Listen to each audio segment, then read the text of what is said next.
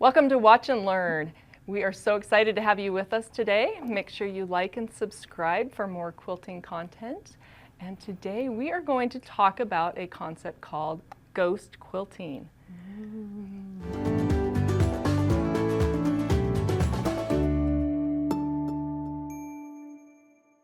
I'm Kristina Whitney, a studio educator here at Handi Quilter, and with me, I'm Kim Sandberg, a studio educator at Handi Quilter also. So we're really excited about this concept. We see a lot of people, or hear from a lot of people, that they're not really sure what to do with their negative space. And that just means like some solid background that doesn't have any piecing in it. And so it's become quite popular to do this ghost quilting. So you might be asking, what is ghost quilting? Yes. So Kim, what is your definition of ghost quilting? My real definition, or what I want to say. When the little fairies come into my quilting room at night and do some ghost quilting for me? No. So ghost quilting is when we lay down motifs and designs in, as Kristina said, the negative space. So we've got some really great examples of quilts here, and these are all ones from a challenge that we did this last year with our national educators. We did a block swap. And it has been so much fun to see, like everybody essentially started with exactly the same thing. I mean, yes, we had a different selection of blocks, but the same blocks, the same fabrics, the same, okay, this is what you should make. And we just got so many awesome things. So let's talk about the ghost quilting in the quilt behind us first. So this quilt was made by Amy Losi, one of the studio educators here. And she did some very awesome ghost quilting in here that is really, really easy to see. So Kristina, why don't you point out what we're talking about with ghost quilting? So it's taking existing blocks or something in your piecing. So if you look at this one, either of these, they're the same block pretty much. You've got two different stars. Yep. So she took that shape of the colored section of the block, and if you look up here, she recreated that outside stitching to mimic what was on the original block. I love it. And she did that with each of the blocks. So like here's another block that she stitched, and all of this color is just thread that she played with. So that is just a stitch out of an existing pieced block. Exactly. And then she went back in and did some fills and stuff around it. So lots of fun. It is lots of fun. And she did this, we're actually going to show you the technique she used for this. She used Mark and Pro Stitcher to do it. And we'll show you a couple of other ways to do it. But it just creates such an interesting design element to look at out here in the what we call the negative space, just this white space where there's no piecing. So you're just having fun with the quilting. I always think of it as kind of the quilter's playground. Yeah. It's just a lot of fun to quilt with. So just sitting here watching you talk, I'm also noticing she's got these stripes here that she stitched, and she's continued that up through this negative section as well. Exactly. So same concept, just taking what's already existing on the quilt and just mimicking it throughout the negative. Just taking it off and running with it, It's so much fun to see. And these quilts are actually going to be in a couple of quilt shows this fall. You might have an opportunity to see them in person. So. They're fun to look at. So let's talk about our next quilt here. This is another little bit of a different take on the idea of ghost quilting. So Kristina's holding up this quilt that was done by Gina Simbita, and you can see some of those same blocks again. And here's the fun part that she did here. So if we come down here to this center section, she has these blocks going across here, and she created another block. So she's got a block here, and then if we move over to this way, she kept that motif going where she stitched another block just in the negative space there. And she kept that going right off the edge of the quilt. And then if we, we'll pull out just a little bit so you can see a little bit more of the design here, but she has these designs that come off of the quilting that mimic the piecing that's going on here, and she continues it out into the negative space. And it just creates such interesting movement and design and texture within the quilt. It's really fun. So this is another way of looking at ghost quilting, just continuing on with that motif. And I love that one. That is so fun. Gina's quilting is always so much fun for us to see. We absolutely love. Okay, now this last one here. How about if I hold this one up and you can talk about this one? Okay. Kristina does a lot of quilting like this. So. Okay, so this one, rather than taking the existing shape that is in the quilt or building off of that shape, there are completely separate designs that are created in there. So we've got some circles here. We've also got some flying geese. And I think the biggest thing with these is that it's got this motif that's in there, but a lot of background fills behind it or smaller stitching to really make that pop and stand out. So you can put it down. Okay. I don't want to wear out your arms. Oh, that's okay. You've got some stitching to do. And this quilt was done by Patty Kearns. And she has a lot of really fun designs just kind of hidden in here. So I think that can also be a definition of ghost quilting. It's kind of those hidden designs in the negative space that you don't see until you stop and really look at the quilt. Yeah. You just had some fun. So to recap, Yes. ghost quilting can be mimicking what's already pieced. It can be building off of what's already pieced, or it can be something completely different. Exactly. So ghost quilting can be whatever you want it to be. Yeah, I like that definition a lot. Okay, so Kim, let's pull the machine over and you're going to show us a way to actually create the ghost quilting using Pro Stitcher. Exactly. So this method could also be done using creating a stencil with it, just so that everybody knows. Yes. And we'll show you, we'll kind of show you that method here in a minute. But first we're going to walk through the steps of creating a block using Mark in Pro Stitcher. And this, as I mentioned before, this is how Amy did hers over there. So if we take a look here on the frame, I have a block that is basted down. And I want to stitch this block over here to the side out in the black. So I want to recreate this design on my Pro Stitcher screen. So I'm going to select my Pro Stitcher tab, and then I want to select the record button. Now remember, when I touch record on the ribbon, that doesn't turn on recording, right, Kristina? Correct. Correct. It just 1, 2, 3. exactly. Tab, ribbon, Tab, ribbon, sidebar. So I have just opened up the function is what I've done. Now over here in the sidebar, I've got a couple of options. I have Mark that's right there. I'm just putting my little circle below it so you guys can see that because I don't want to mark a point right here. And then I have record down at the bottom. Record is for free motion quilting. Today we're going to focus on using Mark up here at the top. And you'll also notice on the screen, I've got that little diamond symbol underneath it. That means that if I have a machine like I'm quilting on right now in Amara, I can use the button on my handlebars to mark with. Love those handlebars. Me too. They are so nice to use. If you don't have that symbol underneath there because you've got, for example, if you have a Moxie with Pro Stitcher Lite, you just have to use the button on the screen. Okay? And it works the same. It does. It works exactly the same. Okay, so I am going to mark just the outline of this star. So what I do is I move my machine so that my needle is right at the point that I want to drop a point, and I'll just tap and drop a design point. And then I'm just going to move my way around the design, and I'll keep hitting refresh so you guys can see what I'm doing. So while you're doing that, I'm just going to talk for a second. Please do. So if you notice on the screen, it is creating straight lines between those marks. That's right. So Mark is for creating straight line designs. Yep. The record button will do the curves and just your free motion. Yep. I think one of the spots got. Oh, I missed one.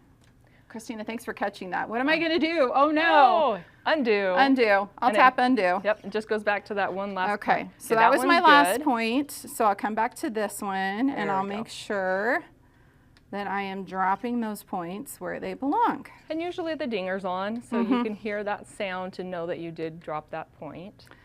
But because we're filming and we actually have the tablet plugged in, we are not hearing that lovely ding. Okay, so I'm back to my start point.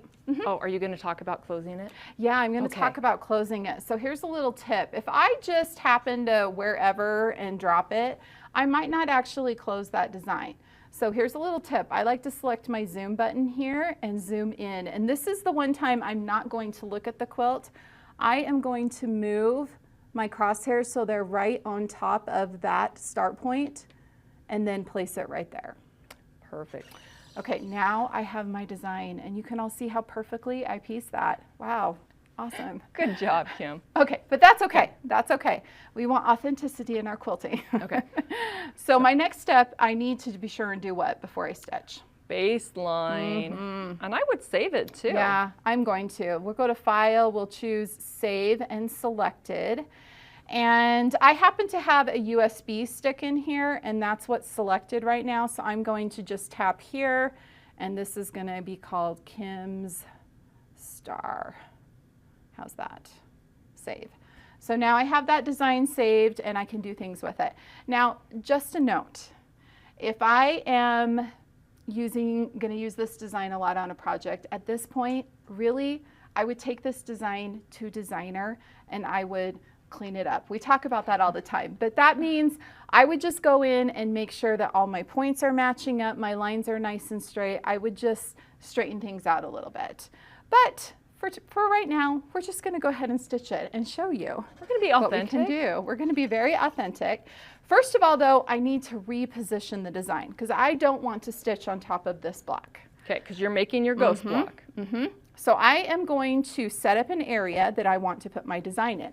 So I'll select my area tab and I'm going to do a 2-corner.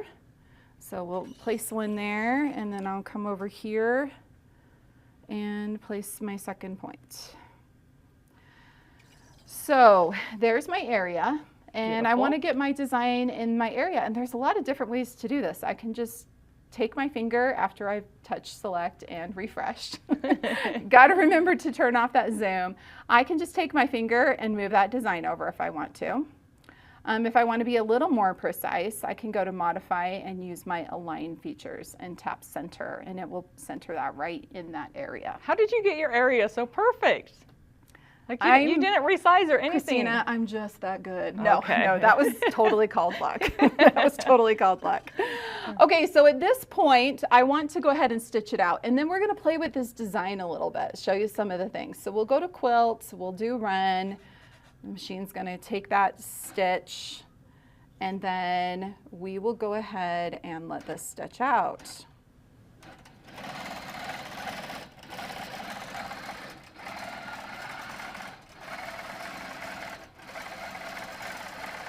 So we're just stitching that outline, and from here there's a lot of things I could do with it. A lot of things I could do with this. I'm excited. I can't believe I did so good on that area. That was crazy. Normally, it wouldn't fit the area that precisely. So you would get to do a little bit of resizing, repositioning, even use the skew function. But we'll show you some more of that in here in a minute. Well, I figure I have marked it, I have placed it, I have stitched it. Kristina gets to pick the next thing that we're going to do with this design and show us what she's going to do with it. Okay, so we have this design stitched out here. We've got that outline to play with now. Yeah. So in ghost quilting, just laying this down is the first step, because that's not enough quilting. We got to do more, right? Yeah, if I were doing a block this large for my ghost quilting, I would probably go back and mimic this inside as well, and maybe even some of this piecing. Yeah. And put that in the center, and then maybe do some fills or something, because this again is too much it's open a lot of space. Yep. So another thing that I like to do, I'm just gonna go ahead, break this thread here, is I like to just randomly place these shapes. Oh, okay, I like this. And I like to use different sizes. Very good. So changing the size and changing the positioning will really change the look of everything. You could even place more inside of that if you wanted to. Oops. Okay, so I'm going to go ahead and clear that area because I'm done with that. So I did the area tab and then clear. And I'm going to create another area, and I'm just going to go crazy with my area. I'm going to use multi-point. Okay.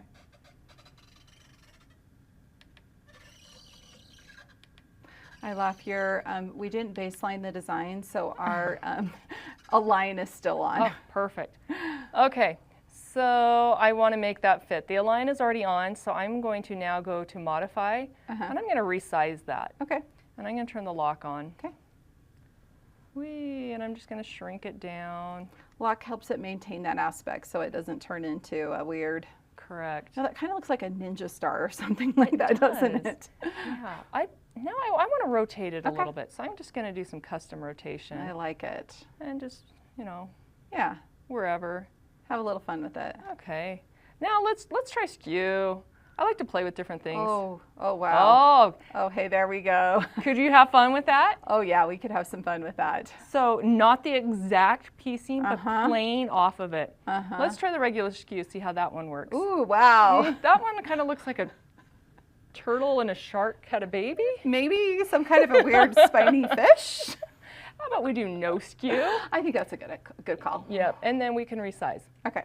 So I think the key here, though, is just realizing that you have all of these different tools available. I'm even going to reposition a little bit. And so you can play with it, do whatever you want to make it fit what you want. I like that. I could stretch it if I wanted to, but I'm going to be happy with where that is. Okay. So I'm going to baseline it, and I'm going to stitch it out. And you know, the nice thing is because we saved the original file, even though Kristina's made all these changes to it, we can always go back to that original file easily by just reopening that up. Correct. A little chicken with the machine there. Have some ninja stars quilted out here.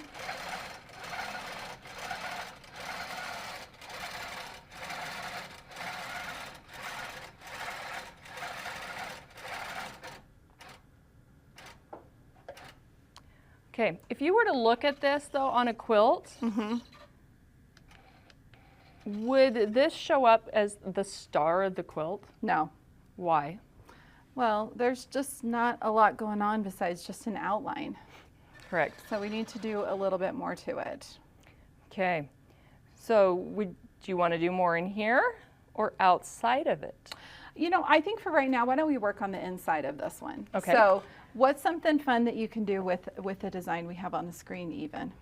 Let's go ahead and let's shrink it down a little bit. So I'm going to modify. I'm going to turn the align back on just to make sure it is. Oh, I shifted it a little bit. Let's undo. Okay, we're just going to ignore that. Let's go to resize. My lock is still on, and I'm going to shrink it down quite a bit. Okay. Okay, and then I'm going to stitch that out. Oh, cool. So this is something fun that you can do, create kind of that echo of the design. I like it.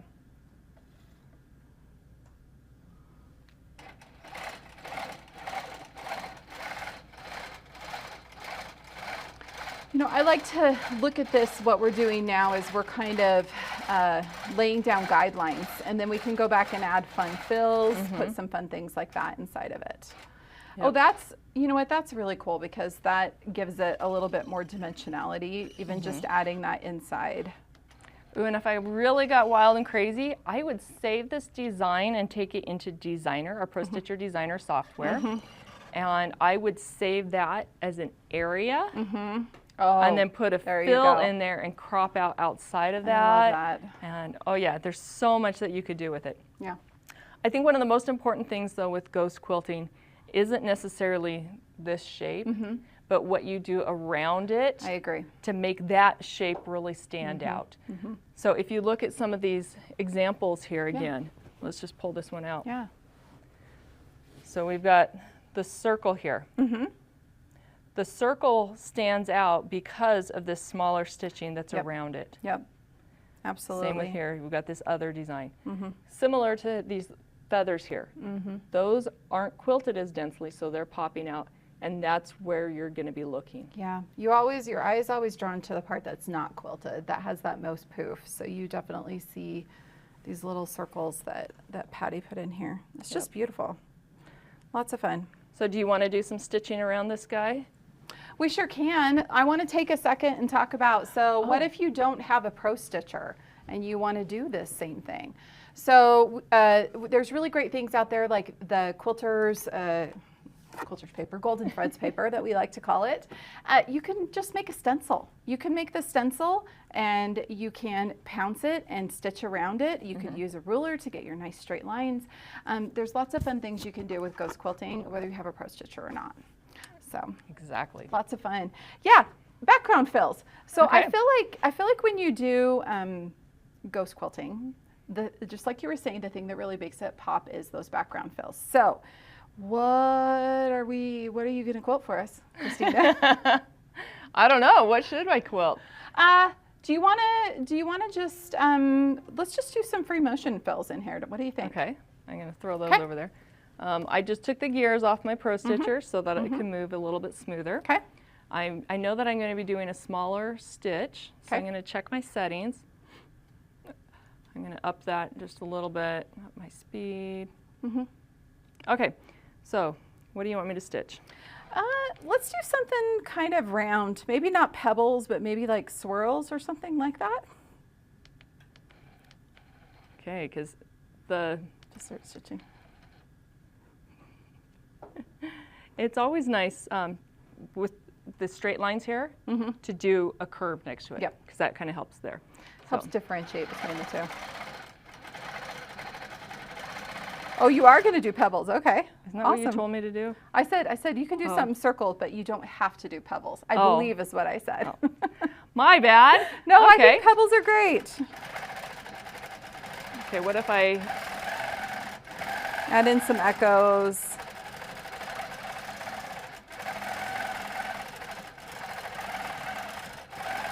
Just do some fun fills in there.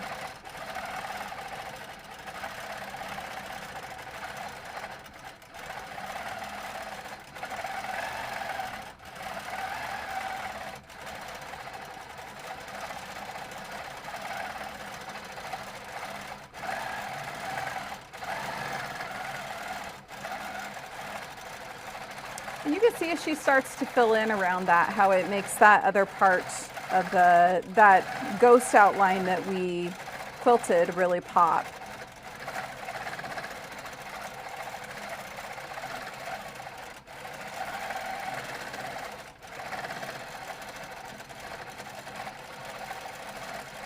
This is when Kristina gets in the zone. Okay, I'm going to just move this up just a little bit, just get it out of the over way. to the side a little bit so it won't be, the camera won't be, or sorry, not the camera, but the machine won't be right in front of your face. Well, people probably would That's rather see the helpful. machine than my face anyway.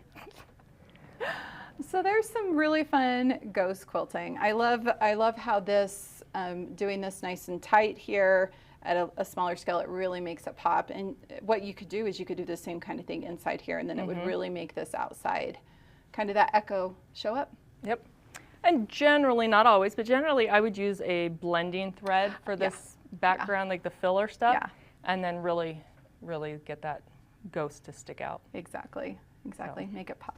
Yep. Oh, I love it. So that's fun. Thanks for showing us how to use Mark. Yeah, Mark's one of my favorite tools in Pro Stitcher.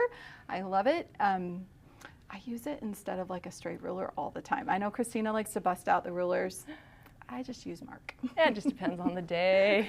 Actually, there's some truth there. It depends on what I'm doing. If I have to change a foot, it's all about using whatever tool I don't have to change the foot with. Right? We're all about honesty here.